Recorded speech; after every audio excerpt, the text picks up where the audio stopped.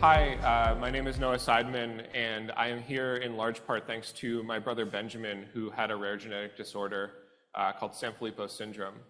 And while I love to talk about him, today what we're here to talk about is the sibling experience. And I know that that is going to have a lot to do with my relationship with my brother, but I also want to focus on the siblings, and I think that that is sort of what we're here to do today. And before I introduce my panelists, I want to give you guys a little preface about how we're going to structure this and some of what the three of us are looking to do with this panel and with this discussion. So one of the things that siblings get asked to do a lot is to give advice on how to help siblings more. And we feel like that's a super important thing to do, but it's also really incredibly hard, because what worked for me, what worked for my family, is not going to be a one-to-one to you and yours. And so what I would ask you to focus on is the questions and the answers, but more than the answers, the intent behind them and the way that we think about things and the way that we talk about things. And I would also implore you to remember that the best experts are the ones that you already have access to. It's yourself, it's your care partners, and it's the siblings themselves. Asking them and teaching them to give those answers is inevitably going to lead you to more insight than the three of us could hope to provide. But that said, I'm going to throw it over to my panelists to introduce themselves. Matt, if you want to give us just a quick. Yeah, thank you. I'm Matt Flesch. I work for Amgen. I do patient advocacy and product communications for the bio company Amgen. But I also am the brother of a great guy, Kevin, who has a rare disease called focal segmental glomerulosclerosis, or FSGS for short. And I'm up here to kind of talk about that experience with these great gentlemen. So thanks for coming, and I'll turn it over to Felix. Hi, I'm Felix. I had a sister named Lexi who had a disease called Blau syndrome. And I am here to talk about my experience with her, with these people here. Awesome. So we're going to get rolling with a couple of questions that the three of us have talked about beforehand. And because we want to remind everyone that the sibling experience and the rare experience is a little crazy, we're going to start with this question, which is, what was your least normal moment? And so let's see, Matt, are you willing to start us off? Yeah, so my brother was diagnosed when he was 9 and I was about 13 with this kidney disease, and he had multiple kidney transplants. And one of the things that so I have 3 brothers. So with me and my brothers always wanted to make sure that my brother, who was dealing with all these challenges that had to do with all these kidney transplants, we always wanted him to do the things we were doing. We didn't want him to ever hang back or stay home because of whatever it may be. He was on peritoneal dialysis, and we were taking, this is like in my late teens, we were going to take a trip to San Francisco, but he would have to have like all of his peritoneal dialysis bags, and there was a ton of stuff that he had to bring with him in order to make this trip possible. And my parents were worried about it, but we really wanted to do it. So I just remember, this just cracked me up because he had these suitcases full of his stuff, right? And they weighed like 500 pounds each. And he didn't want anyone to know that he had to do this. He wanted to be just a normal guy. So I remember there was somebody helping us at the airport, like lifting these bags. And he was like, "What are you guys bringing to California? What are you doing?" And my brother was like, "It's just books." And then, I'll never forget, the guy just said, you must really like to read. It was just, that like just cracks me up, but it just kind of speaks to, we always tried to make it possible for him to come with, and there's tons of funny stuff like that happened because he didn't really want to tell people why certain things were odd, so there was always kind of a funny reason that we had. Felix, do you have a similar story? I have I don't know about similar, but it's definitely a story. Amazing. But I remember when we were me and my sister and my family, we were in Australia, which is where my dad is from. And so we had come to this house a lot because it's one of his family homes. And I remember at that house, it was early in the morning. I was exhausted. I had just gotten up. I was like walking to the dinner table and sat down to have breakfast. And there was a plate of chocolate-covered strawberries that apparently my sister had made for me. And I was like, how sweet. Because I love chocolate strawberries. Everybody loves chocolate strawberries. So I went and took a bite. In Australia, there's a spread called Vegemite. It is very strong and very salty. And it was lathered all over those strawberries. So, as you can imagine, I was at the sink. I was spitting it out. It was just disgusting. It was like probably the worst thing I could have ever eaten. And she was just on the ground, laughing, like bawling, like crying so hard. She was laughing. And I would, like a lot of people would be angry at her, but because she was so happy, I also couldn't help but feel happy for her and also proud of her, because she got me good. She got me good. Oh man, that's incredible. So I'll do a quick one as well. So we were fortunate enough to go to Disney World with my brother, which was a wonderful and crazy experience. But the kicker was, on the way back, our flight was delayed. And our flight was not delayed for 1 or 2 hours. Our flight was delayed for like 6 hours. And my brother liked to move. My brother did not like to stop. And this was just at the beginning of everyone sort of having iPhones. And if you don't know, your iPhone has a pedometer. And so we walked around the Orlando airport. And at first it was like, man, we've gone 4 miles. And then it was like, man, we've gone 6 miles. And then it was like a race to see how high we could get as we circumvented this terminal over and over and over again and went around the chairs, and we just watched the number creep up, up, up, up, and up. And it was one of those moments where it went from like, we're just trying to survive and figure it out, to, this is pretty cool. What are we really doing here? And so I think that, we wanted to start with this because I know we use the word normal and not normal a bunch of times, but the goal is to do away with that word entirely, right? The point is the context, and the point is the intent. The point is loving your sibling enough that you want to mess with them and they want to mess with you, and taking joy in that. The point is, if someone doesn't want to be seen in just that one way, is remembering to see them in all of the things that they actually are. And so our urging to you is screw normal. Don't be normal.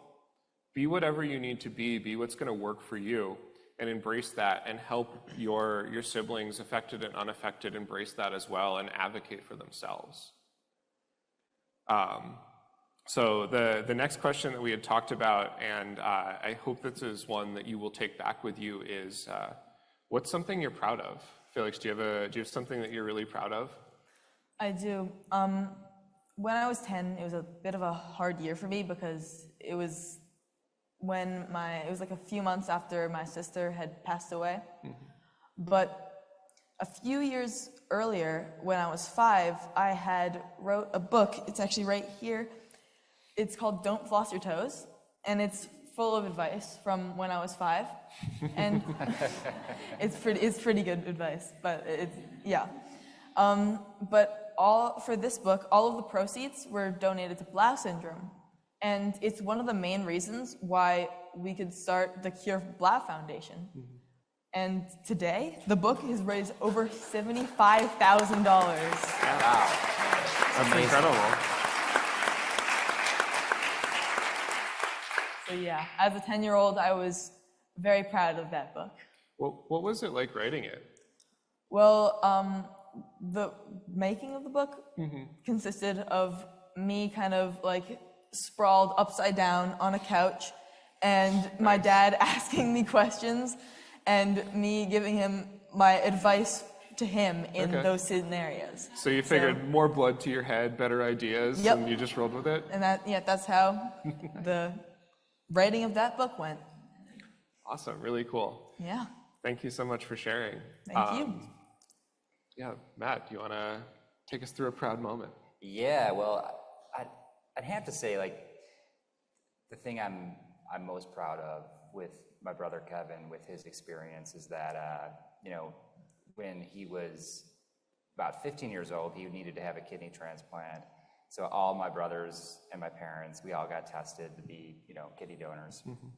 And was like made very clear by my parents, like, you don't have to do this, like, you don't even need to get tested. But it kind of became a competition among some of my brothers who would be the match. Yeah.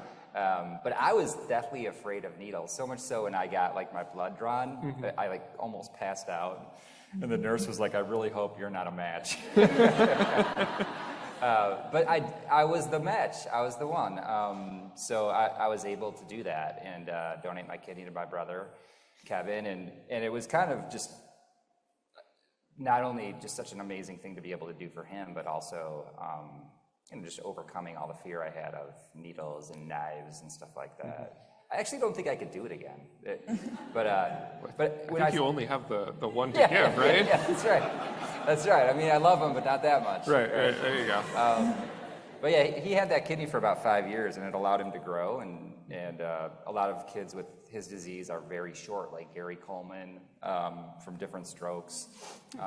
So he was able to grow to be about 5'7", and it was a huge game changer. So even though the kidney didn't last, the disease came back, he'd have to have multiple additional kidney transplants.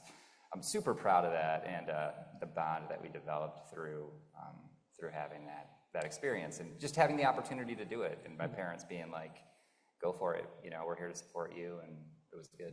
Yeah. What did you guys talk? Like, when you found out you were a match, was there a conversation between you and your brother? Yeah, I remember it was Children's Hospital in Chicago, and I remember I was in college, I was 20, and I would come, and he'd be there for whatever tests and things, and we just would walk around.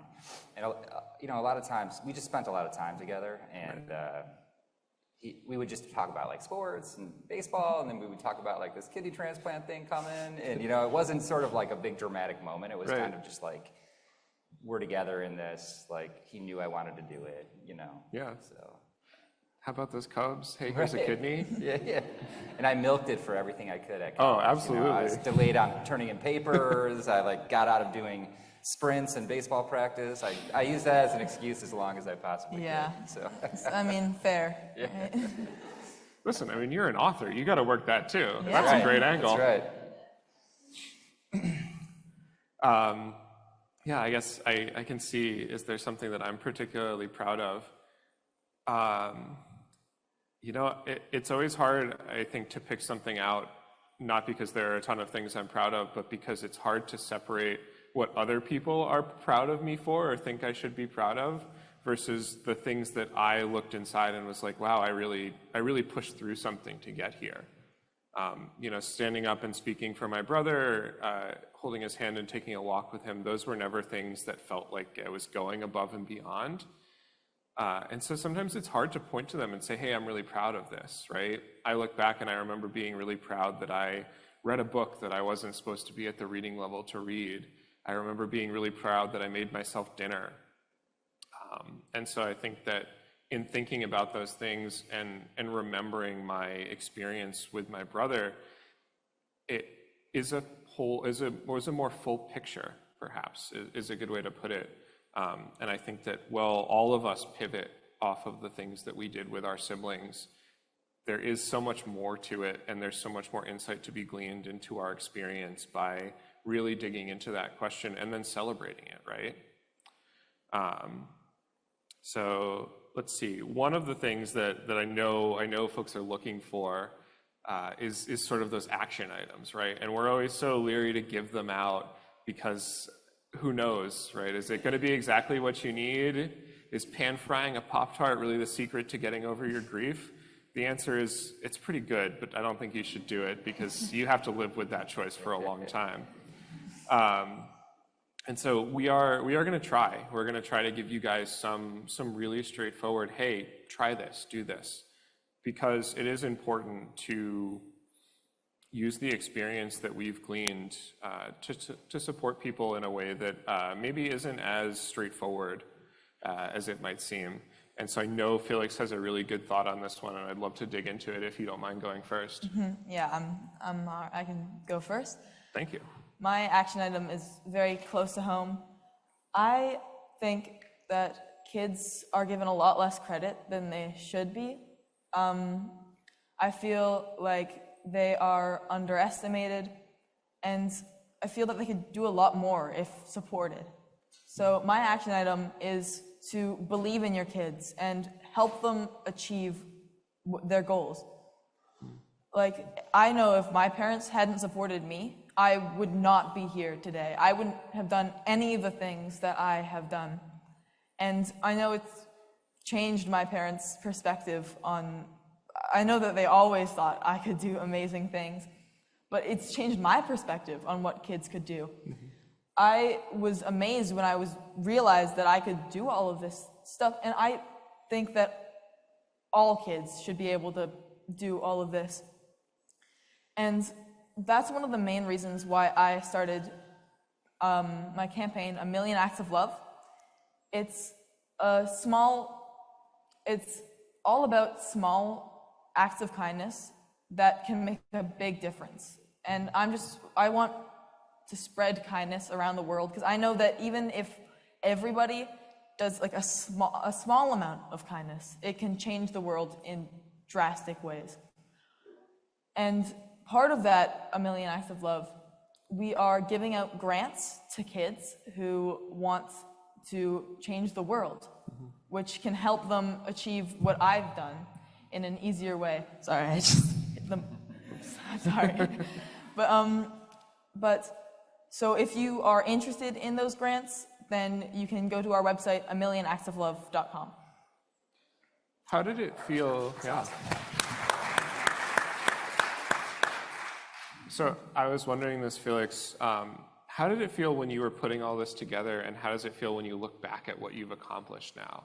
When I was putting it together, I was the one who came up with 1 Million Acts of Love, and I was doubtful that we would be able to get anywhere close to it. And looking back on it, I am just seeing the impact that has spread across the world, because these things are happening all across the world. We have a story of someone in Dubai finding a stray cat, paying for it to be go to the vet, and sending it to someone who adopted it in, I think it's Ireland?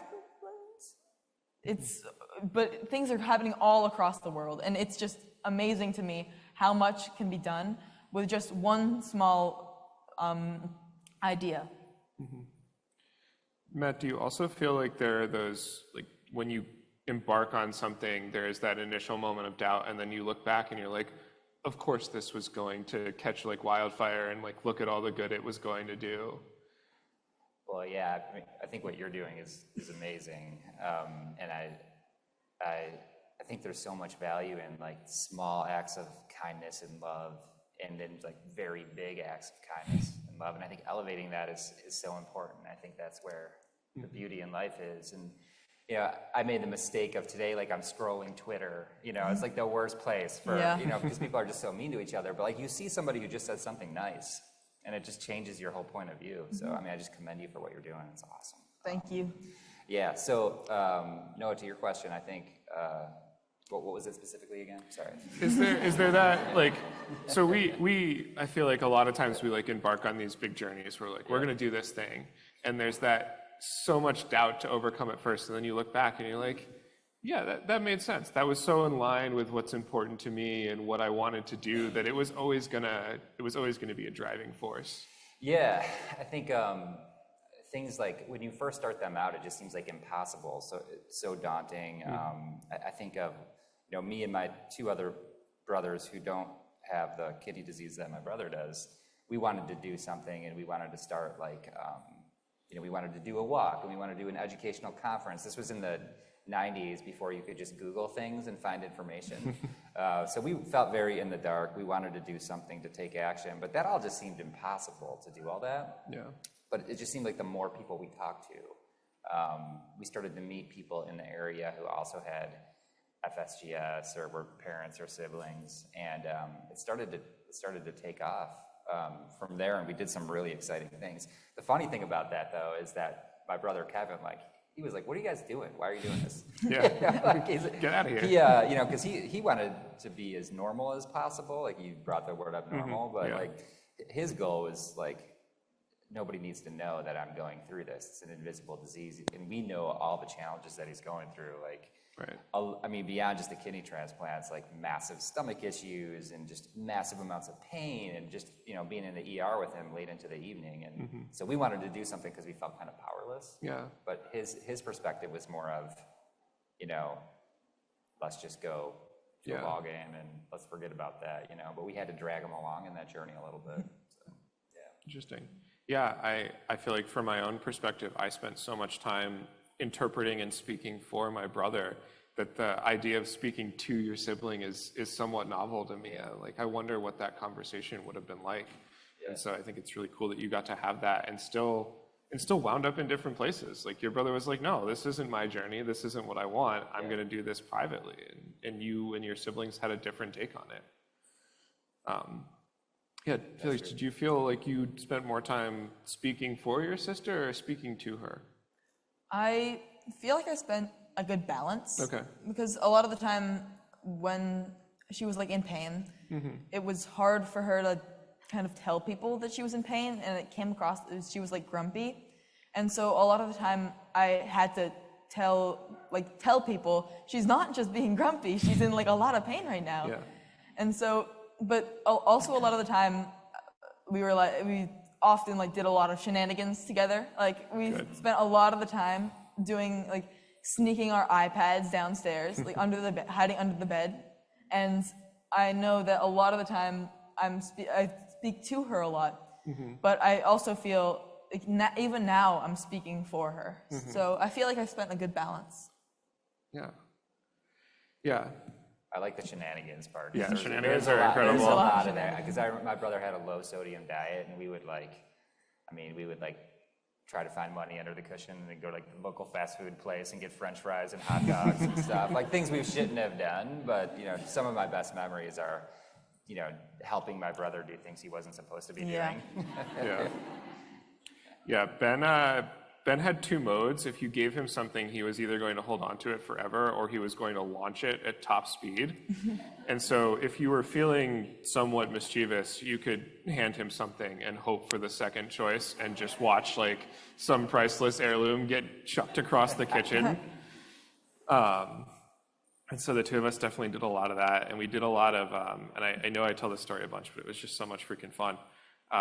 Ben was it was like a combat stroller, essentially. This thing was enormous, giant tires, very, very mobile. And we would go to the supermarket with my mother with him, and he would be in the stroller, and my mom would say, "Okay, guys, go find me, milk and bread." And we would just tear off down the aisle as fast as I could push him. We would get up on two wheels and bounce off the display case.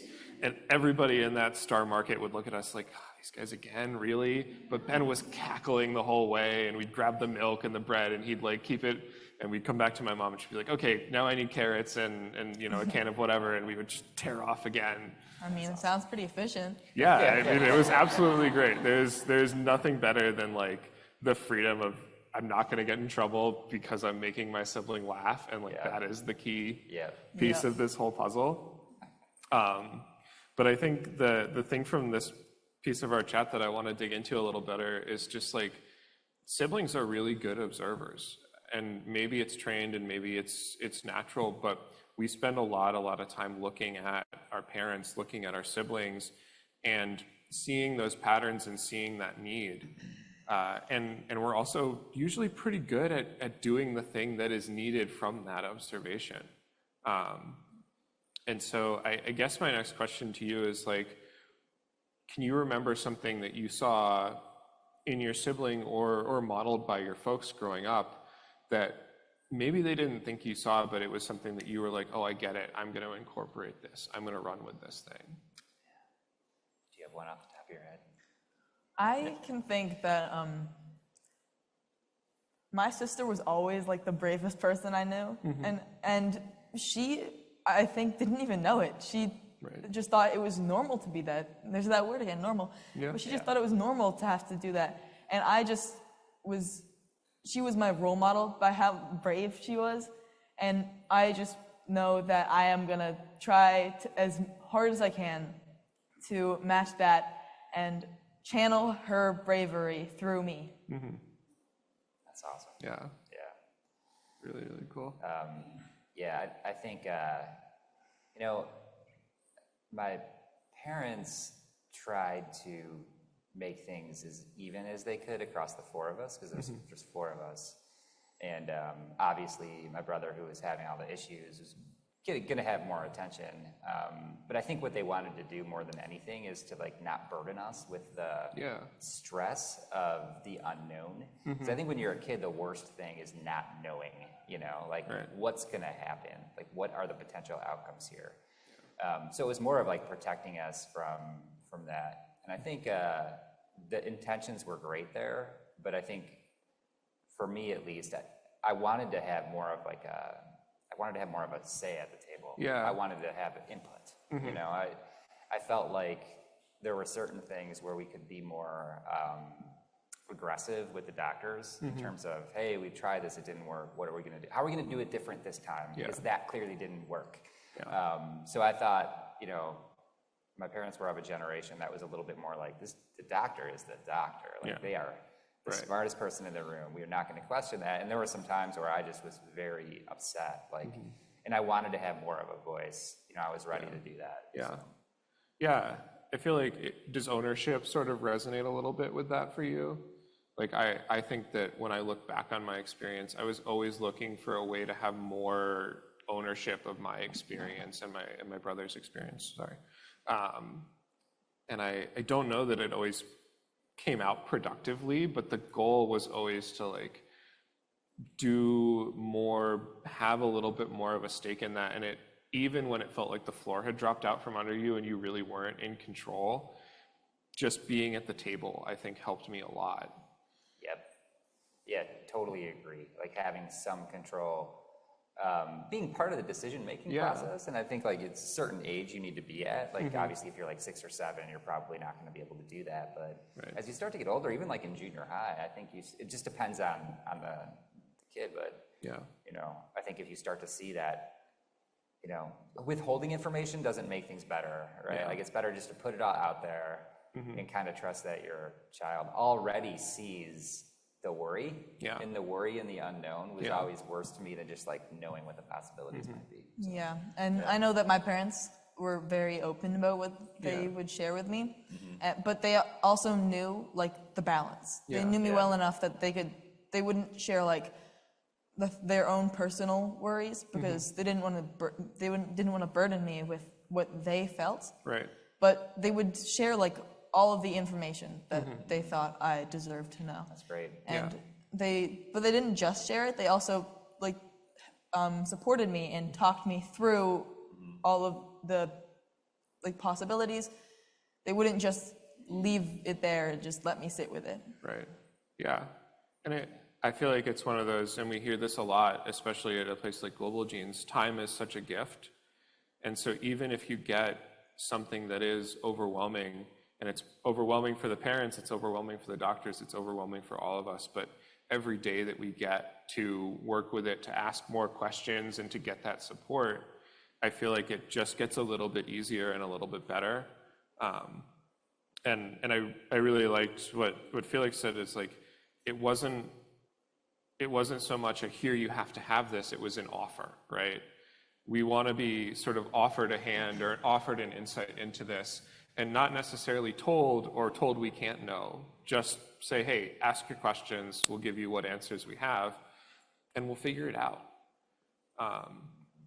One of the things that I was thinking about is it was really scary when the adults didn't have the answers to the questions, right? When I was young, I asked a lot of effing questions. My parents can tell you, they used to make up what was on road signs and say, this sign means no talking.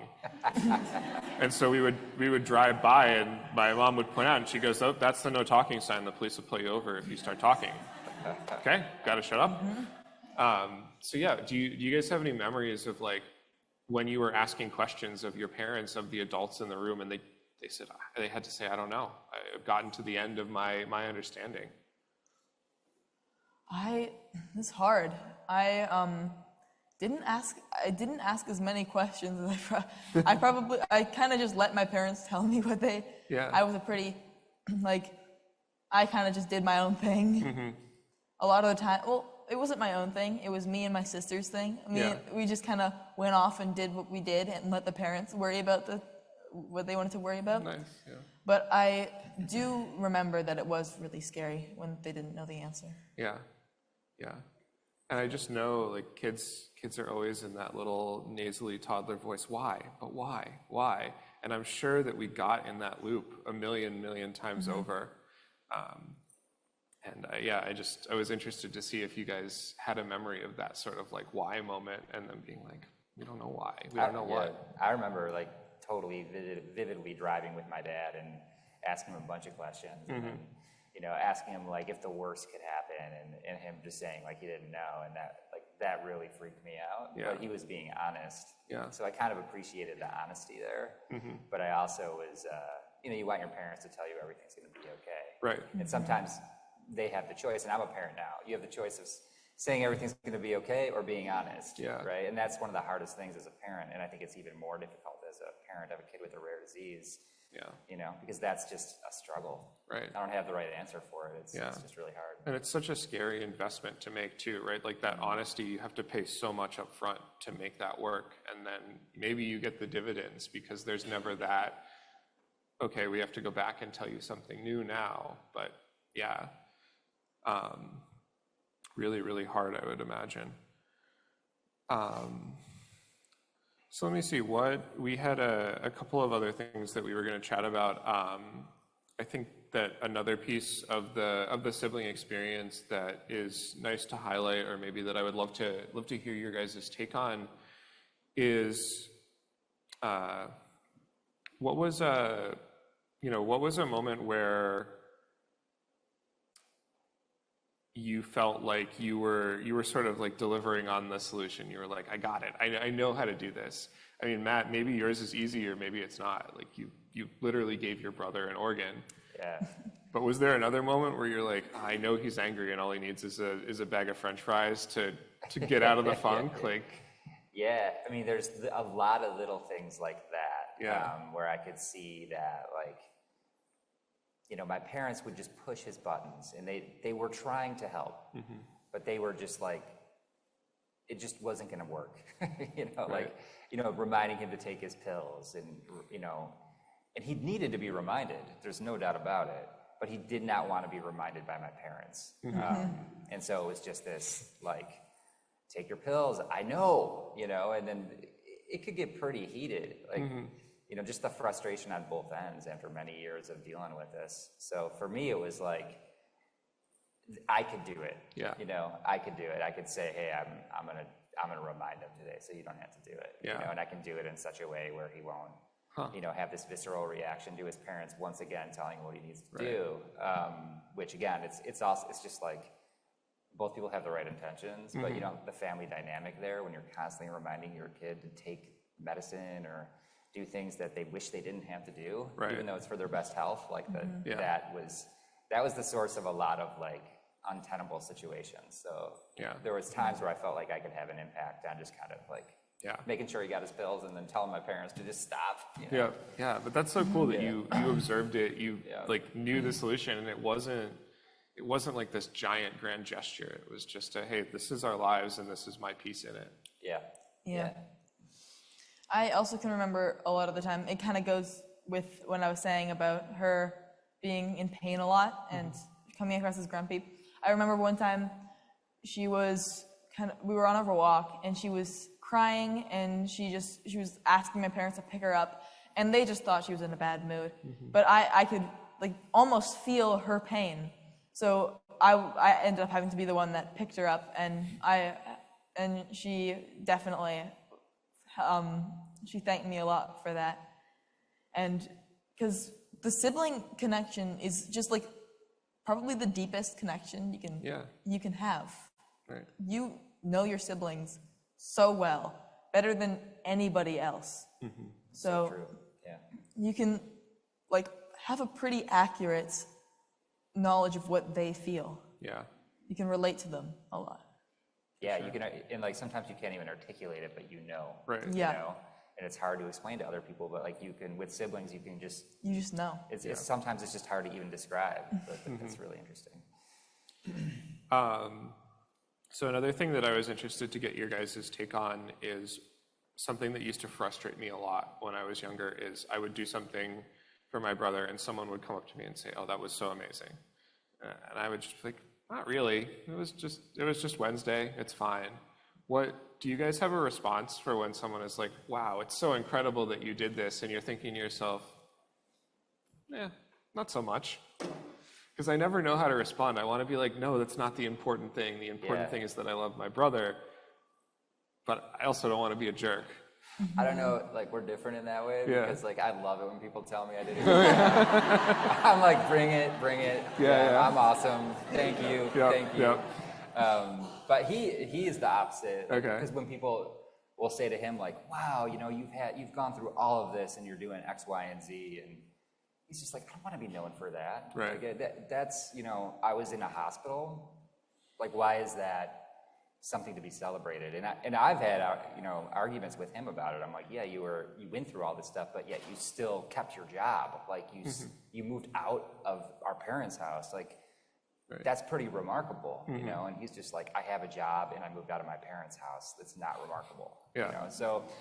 So it's interesting. Like, Right. people are different in terms of how they receive that. Yeah. You know?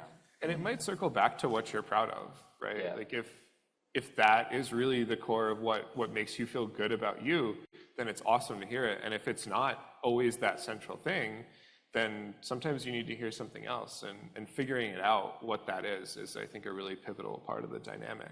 Yeah. I can kind of relate to you.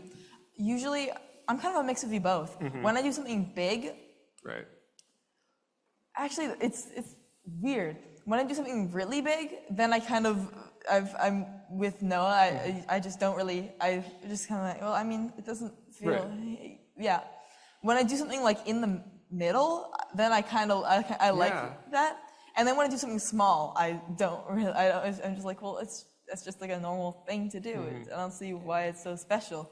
Yeah. But yeah, I can kind of relate to both of you.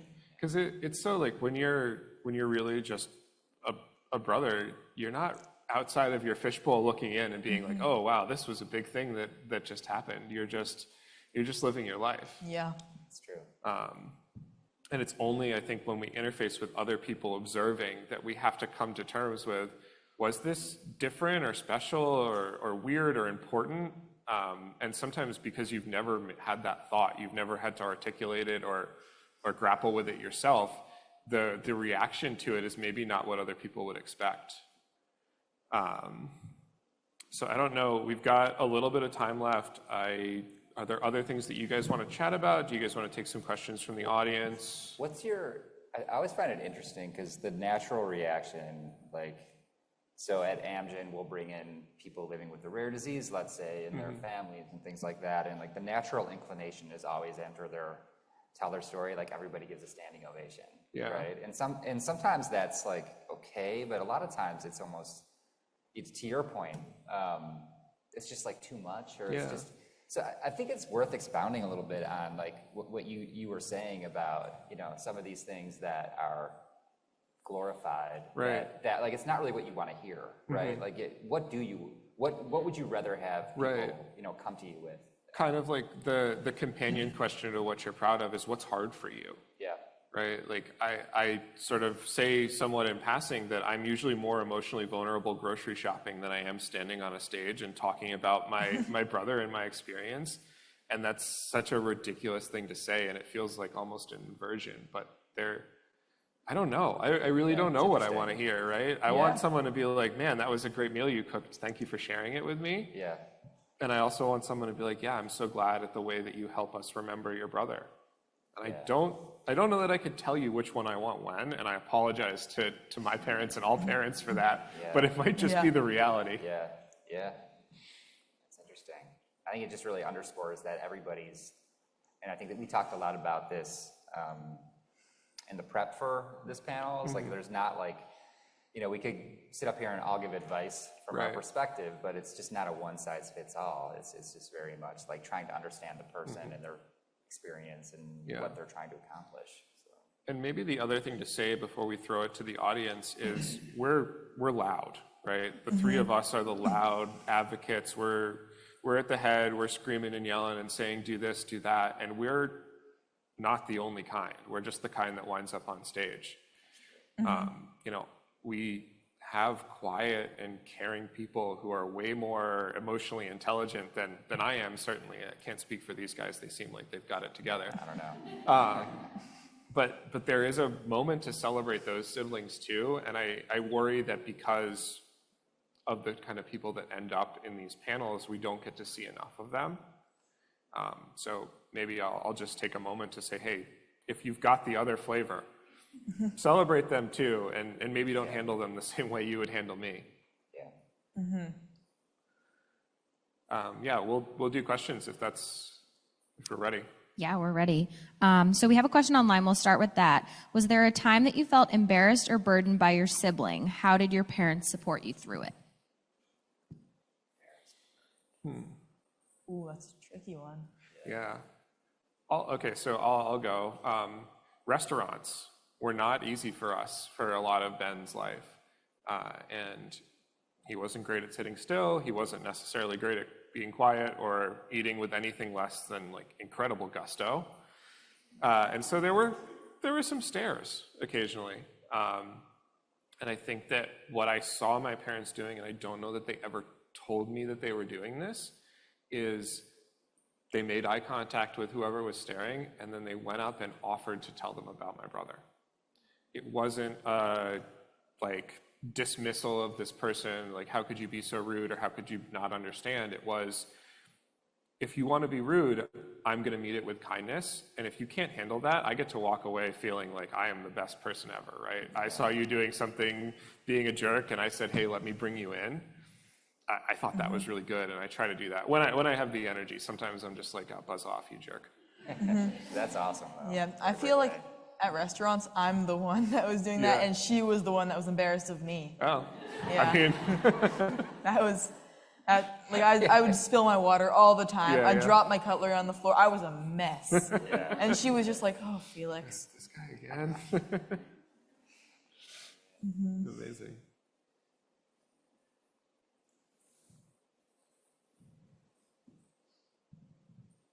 Hi, my name's Sunny. I thank you for sharing your stories. I'm a rare sibling as well. My younger brother is 28, and I think he's probably more on the spectrum of Noah's brother, of being, more complex and definitely a lot of different issues. And I think to your conversation that you just spoke about what the standing ovations and what you want people to understand is, I think about that a lot because I professionally go to a lot of conferences and the Abilities Expos where it's a lot of families where we are the norm, which is fantastic.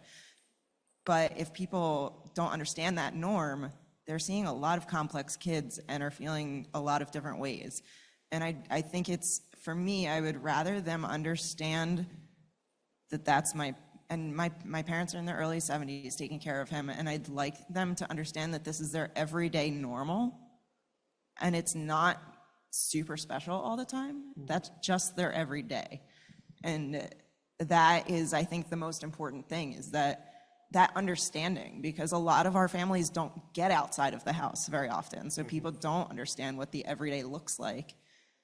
And so that one time when they might see something, they'll think it's an amazing feat of strength that you did something. Right. But you're like, no, this is normal.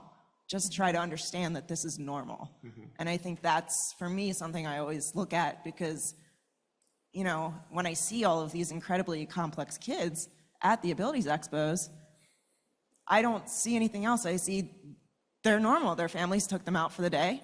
They're living their lives. And that's what I would like people to understand more of, that this is an everyday experience and that we do go through a lot of hard things. But we do it every single day, so it's not like it's extremely special.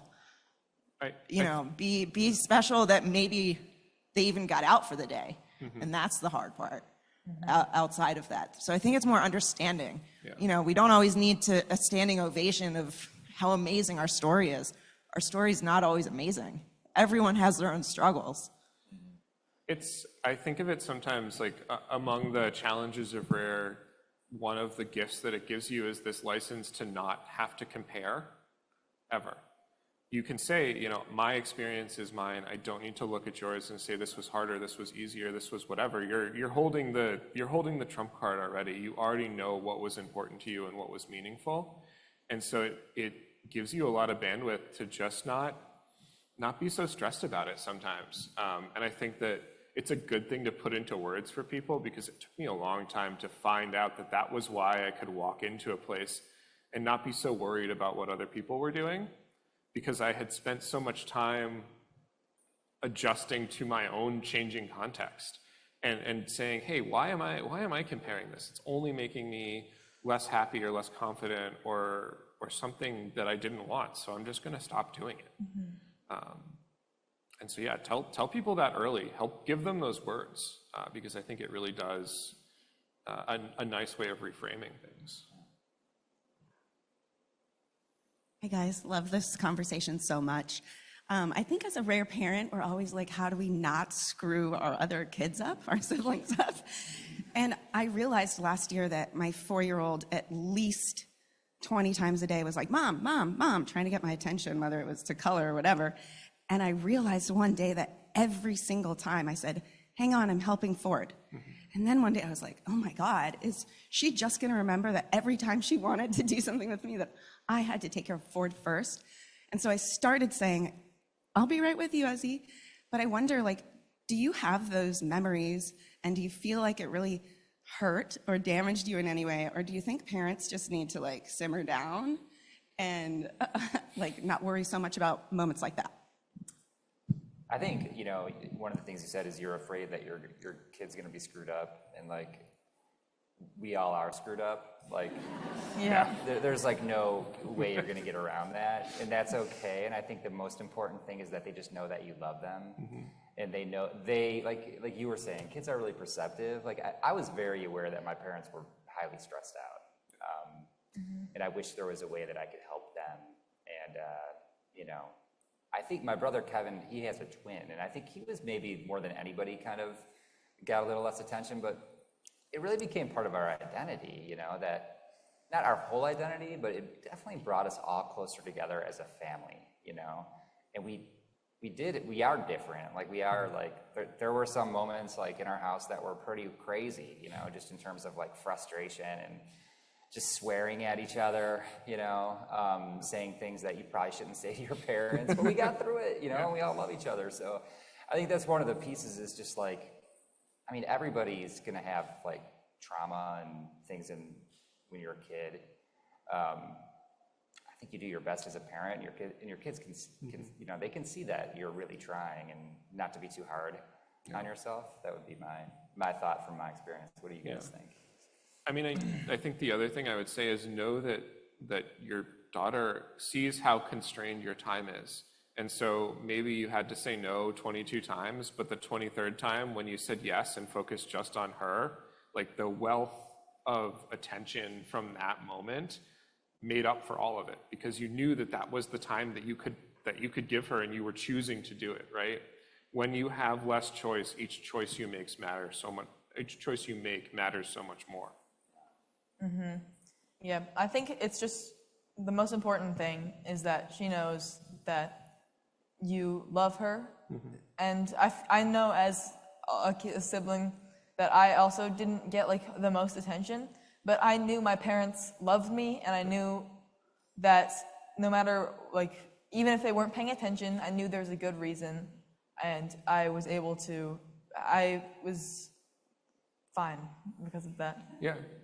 And they taught me to say when I really needed it, right? Like you can, whatever silly thing you want to do, if it's, hey, serious face for a second, just find that thing where you give your kids the power to say, hey, wait a minute, I need you to be zoned in on me just for this minute. Yeah. I think also just to, like when your kid's the right age maybe, but just acknowledging that it's a worry you have. Like I'm worried that I'm not giving you enough attention. I feel like I'm not giving you as much attention as the other, child or whatever. And that kind of acknowledgement is actually like, Yeah. I think So that's such a big good time. one. That can be good. Yeah. Really good. And I think maybe building off that question a little bit that you were all just talking about is what was one thing your parents did for you that made you feel just as special as your sibling? I know that sometimes my mom brought me to there's this bakery that's near my school, and every so often, me and my mom would go to the Royal Bay Bakery, and we would get a treat, and we'd call it like a little date, and then so we'd get like a treat, and then we'd just talk, and it would just be us two, and that is like something that I still remember today, and it made me feel so special, just being like a one-on-one with my mom, eating like some sort of little like sweet pastry. That was a good time. Yeah, similar, like I remember like my mom loves Coke, not cocaine, Coca-Cola. Wow. And I remember like having a hard time sleeping at night, and she would have a Coke with me, which you don't really do when you need to sleep, I think, but I remember like she would just make time to just sit there and just like we would talk, and it was super awesome, like just like it wasn't like a big thing. It was like these little moments where, she had time for me, and she's probably super tired, but hung out with me like 1 a.m. and drinking a Coke and just chatting about whatever, like that was great. And then making use of the time we had, like driving with my dad was always the best time to kind of just feel special and just kind of hear what he thought about stuff. Yeah. I remember I played a lot of soccer, and I think about things really slowly. And I love to break things down and to like hear how these pieces fit together and why this thing happened and why this thing didn't happen. And my father came to a lot of my soccer games, and every time he drove me home, he would do that with me as slowly or as quickly as we could handle. And this was when I was a teenager, and teenagers feel criticized by like the breeze. And so the fact that he managed to do this to me in a way that felt constructive, incredible. Like I wish I knew how to replicate that. But that was a moment where I felt like I was just like getting exactly what I needed. Mm-hmm. I think a lot of what you guys are speaking about kind of connects with this. So I'm a caregiver, and my oldest child has a lot of ongoing needs. And one thing I've observed is that we as a family have started to identify each of us as Lauren's mom, Lauren's dad, Lauren's brother. Mm-hmm. And how can you speak to helping us as caregivers to support the siblings in having their own identity in the world? He wasn't born into this world just to be Lauren's brother. He's born to, prove that humans can be tornadoes, right? And maybe that's why he's trying to be a tornado, because he's trying to find that identity. And can you speak to developing your own identity that is not just a person that's attached to this person that needs a lot of attention? Does that make sense? Yeah. Okay. I mean, I think some of the questions we started with are good ones to ask. What are you proud of? What's hard for you? Yeah. And to be as open as you can to any answer, because hopefully those will give you guys some direction. And also, if part of your sibling's identity is being a sibling, that's pretty okay. I think that there is no wrong composition to make your identity from, as long as you feel like you are the one choosing it. Mm-hmm. And so you can ask as bluntly as that. You can say, hey, do you feel like you're getting to pick who you are, or you don't have a choice? Mm-hmm. I know I'm proud of being Lexi's sister. Yeah, I love introducing myself as Ben's brother. And so, let it be okay. Ask the hard questions, push if you need to, but when they give you an answer, accept it and run with it and celebrate it. Okay, I think we'll do one last question from the back of the room here. Hi, my question is also for my child, who is the sibling. There was a moment where I was stuck. I didn't know what to do. She as she's growing up and she's a teenager and she's making friends, if she has a friend who isn't kind to her brother, who has a rare disease, then that person's out. Like, she never wants to see them again. However, now she has certain friends that are extremely kind to her brother and adore him. And so when she has issues with her brother, she's like, no, you're supposed to be on my side. You're my friend. And so there's this like conflict within her. It's like she almost can't have a friend because, you know, they have to either be entirely neutral or I don't know. And I was just wondering if you had any advice with that kind of conflict or if you guys ever experienced So you want insight into teenagers? Basically, yes. Could you do that? We'll do our best. You guys got anything? I need to percolate a little bit more. Me too. I'm trying. I had a little bit of a hard time hearing like the specifics. Did you?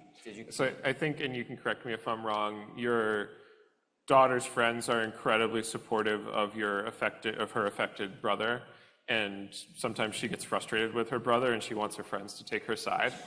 How do you balance that? Okay. My guess, or my like general advice is frustration turns to resentment if you don't let them express it. So I think if your daughter is frustrated and she's saying that, you're actually already doing the right thing. Sometimes just being able to say, hey, I'm pissed. This is annoying the crap out of me. I don't know what to do about it. Doesn't necessarily need a solution. And it is the most healthy thing is just to say, hey, I'm angry. I'm annoyed. I don't like this. And maybe let her talk to you about it. Yeah. If her friends aren't talking about it, maybe make it known that you are open to talk about your frustrations. Yeah, that's true, because there's probably some guilt there, like, I can't be upset about this, like, and so there's probably, I would think there'd be a little bit of like, you're kind of torn, because on the one hand, it's a great thing, you know, that her friends are being really nice to her sibling, but at the same hand, if you're not loving that, you probably feel guilty and wish you didn't feel that way, you know. And like to what you were saying, you know, Right. it's okay to feel that way, especially as a teenager. Like you're gonna have those thoughts, and the guilt piece is a big one we didn't talk about a lot. Yeah. But there's like a huge element of guilt, like I'm fine, like Yeah. this is not fair, and you know, so having those feelings can be extra complex because you know you feel like you really shouldn't be having those feelings because you're fine, you know. Yeah. So. Yeah, I would say acknowledge it, and you can even ask her, hey, do you feel like we need to do something about this? And maybe the answer is no. Maybe she's just like, Mom, I want to complain. Fair. Sometimes I want to complain. Yeah, that's true. Do you guys, I know we're ticking down to our last couple of seconds. Do you guys want to have a parting word? Do we want to do one more question? Sounds like parting word. Questions? Parting words? It's up to you guys. Okay.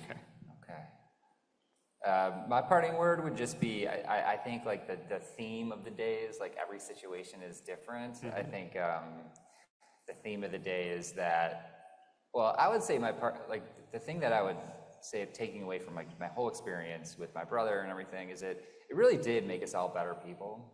And it did make us all pull together in a way and be closer than we otherwise ever would have been.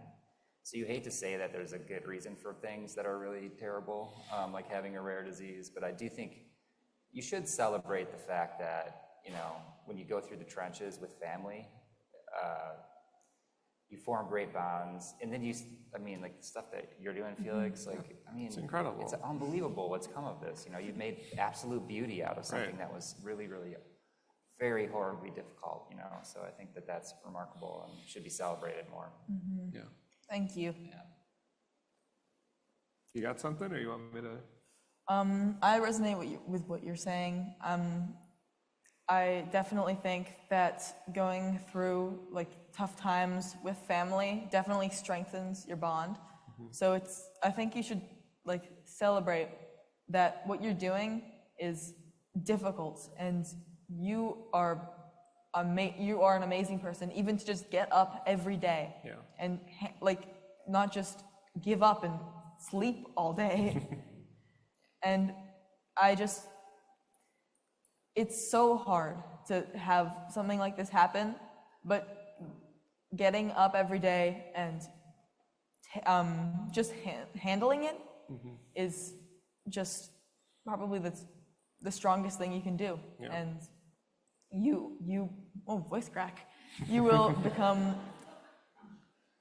you will be stronger people because of it and more resilient.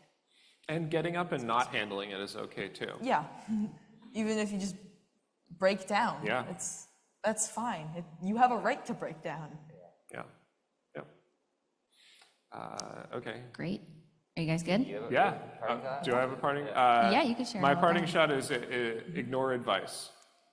You're gonna get so much advice, and everyone who gives it is gonna be so heartfelt, and they really, really want you to follow it because they really, really want you to help. And you're gonna hear it, and you're gonna be like, "That's not for me." Ignore advice. Kindly, but walk away from it when you have to. Yep. Awesome. That's great. Thank you, guys. Great. Thank you so much. I really appreciate it. Thank you. Yeah. So thank you, Noah, Matt, and Felix. I did just want to make sure that everybody saw the resources on the screen too.